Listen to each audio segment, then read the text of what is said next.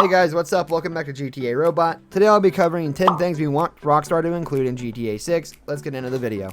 Number 10, great soundtrack and custom playlists. One of the coolest aspects about Grand Theft Auto Vice City and Grand Theft Auto San Andreas was that they featured incredible soundtracks. The music was great and perfectly fit the era of the games that they took place in. The soundtracks for the last two games haven't been bad, but they also didn't feel ironic or iconic or all that memorable. Number 9, RPG elements. Grand Theft Auto 6 was desperately missing a lot of the fun things you can do in Grand Theft Auto San Andreas. Some of that was rectified for GTA 5 with the return of haircuts and the random side missions that were the blast. That being said, there were still a few things we want back. Grand Theft Auto San Andreas allowed players to do different things that would make their character gain or lose weight. Number 8, improved weather system. This may seem like a small thing to ask for, but think about it. The weather has always been something the games take into account. If it rains, the ground will look and feel sleeker, but with the most recent game being in such a sunny location, things like snow were never really thought of. We want a weather system that adds new elements and impacts gameplay, gives us blizzards, hurricanes, serious winds, and maybe even an earthquake or two. Number 7, property customization. The main things that you're able to customize in these games are your cars and your clothes. Grand Theft Auto 5 added weapons to that list. These aspects are given plenty of options to make your gameplay experience unique. As gamers, we love this, but we think that customization needs to go further. For example, it would be great if we could customize the properties that we purchase. If you want to buy a bar, like you can in the last game, you should be able to deck it out however you want.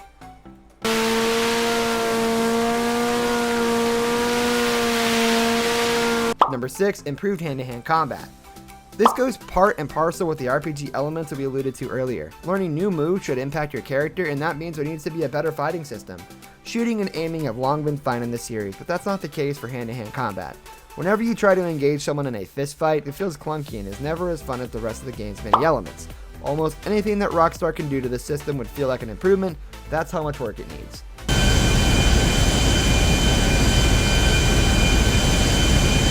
Number 5, a more focused story. It was a lot more enjoyable to play as three protagonists in Grand Theft Auto 5 than it was to play as Niko Bellic in GTA 4. That being said, the plot behind Niko's tale was a more focused one. We want to return to something more similar next time around. GTA 5 had a plot featuring government conspiracies and some outlandish moments. As we said, it was fun, but something more coherent and straightforward would be a welcome change of pace. You can keep the zany elements in the side missions. The main campaign can tell a streamlined story. Number 4, a playable cop. Here's one that's always out of left field. Since the franchise began, we played as a variety of criminals from all walks of life. To really throw a curveball and change things up for the next game, getting to take control of an officer of the law would be awesome.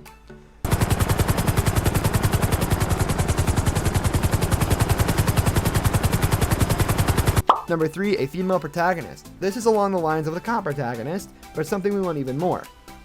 The series hasn't been kind to women. They've mostly been portrayed as villains, prostitutes, and strippers. Having a female lead the story would make this a completely different game. We're not just talking about putting women into the kind of story we've already had. Have the fact that she's a woman be a major part. What got her into this life? How does her gender impact the criminal lifestyle? Does it make things more easy or difficult? These are the things we would allow for. Number 2, multiple cities.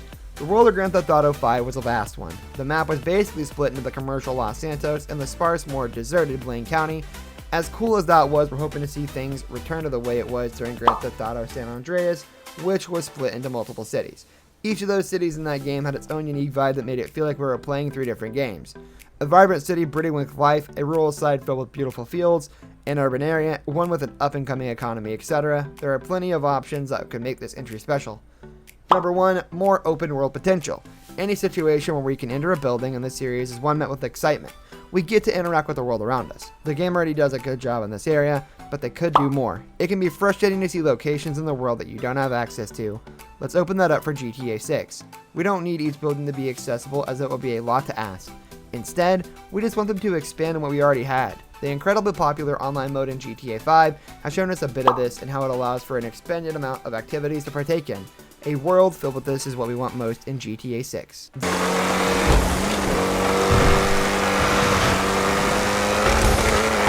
This brings us to the end of our video. I hope you enjoyed it. Hit like if you did, and don't forget to subscribe to our channel so you don't miss out on any of our videos in the future. Also watch the 2 videos that are on your screen, because I'm sure you'll love them. With that, I'll see you in the next video.